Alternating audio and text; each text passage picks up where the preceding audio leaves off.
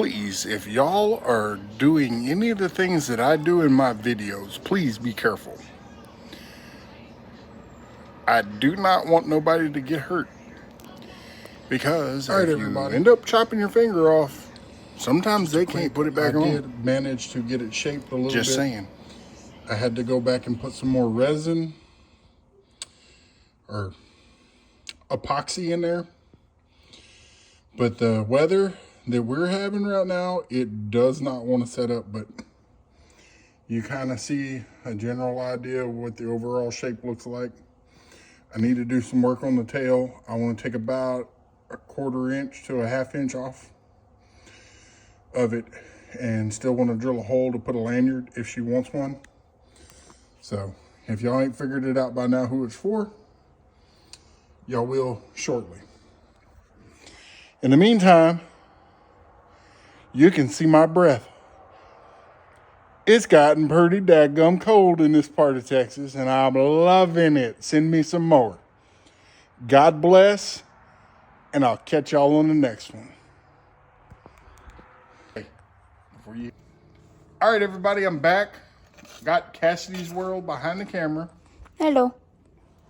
Pardon my mess. I still got to finish cleaning this up. But I'm coming at you with the final product. I learned a couple things, and one thing that I learned is that don't get a new epoxy and try to use it on something that's important until you try it out on something that's not a few times in different weathers. Because I got some JB Weld epoxy. If it's anything like regular JB Weld, I've always had good luck with it. But this was a clear epoxy. It was supposed to be a 5-minute epoxy. I let it sit for 24 hours, came back, checked it. It still was sticky, so I let it sit for a full 48 hours. Still kind of sticky. So, but here's the knife. I didn't film that because, well, I was doing it in the middle of the night trying to just get caught up. But here's the finished product. And I helped. And Cassidy's World helped. The handle is not the handle that I wanted to put on it. I was going to use some of this curly oak, or it's some whatever kind of it's oak. called. It's really, really hard. We got it during the freeze a couple of years ago, and I had some chunks left and I was cutting it. But the problem that I had was it's really hard. Couldn't do it with the sander. Up here. It is. Okay. Couldn't get it worked with the sander, with the heavy grit.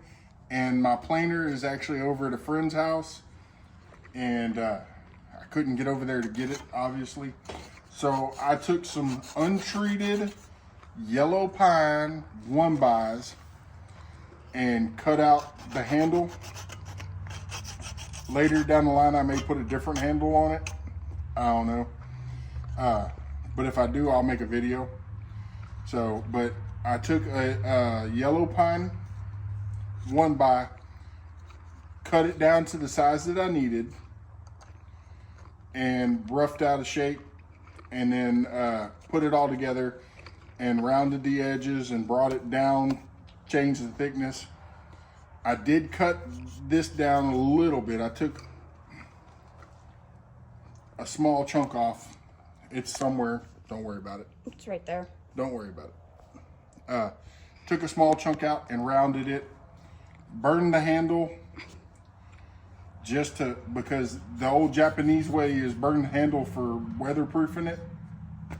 But he did also put some beeswax on it. It makes it look better. And then I put beeswax on it to help it kind of. And that's the part that I helped with. With a wire wheel, that's all it took. And if you look real close, and this thing is sharp already. But if you get real close to it, you can actually see the different designs in the metal. I like it. It's hard. It is not going to break. You know, I got a brass guard. I was going to put a pommel on it, but I don't need to. It's basically just a glorified kitchen knife. Basically. And oddly enough, it has the shape of a pretty decent bushcraft knife. It's not heavy. It's relatively light. I can hold it without struggling. And, you know, its balance is there. I can't show you because the blade's just too thin. But it's built like really it's nice. I mean, it's basically built like a small katana. It's good for whittling. it's there. That would have gone straight into my knee if it yeah. went out of your hand. Overall, very proud of the shape, the overall outcome of it. I like the metal, the way it come out. So the metal that you get at the big box stores, as long as it doesn't say recycled, is really good steel. I'm sure you've seen in a couple of my videos, I did a grind test. And I did do a heat test where I heated it up, dropped it in the oil, and let it cool off, and hit it with a hammer, and it shattered like glass like it's supposed to. So going into the project, I still had my concerns, but you know, my concerns have been met, and they're not a concern anymore. So, but yeah, if you decide that you want to go to like Home Depot and get some metal and make a knife, just make sure you read the tag and make sure it's not recycled. If you look on the tags, it will tell you if it's recycled or not. Usually the good stuff is painted with red on the tip. So, you know. But that's usually more expensive. Yeah, if you do the research on it, when you go to your big box store or metal store, you'll know that the red means it's $10.95. Dark red, almost maroon, I believe is a tool steel, which is still hardenable.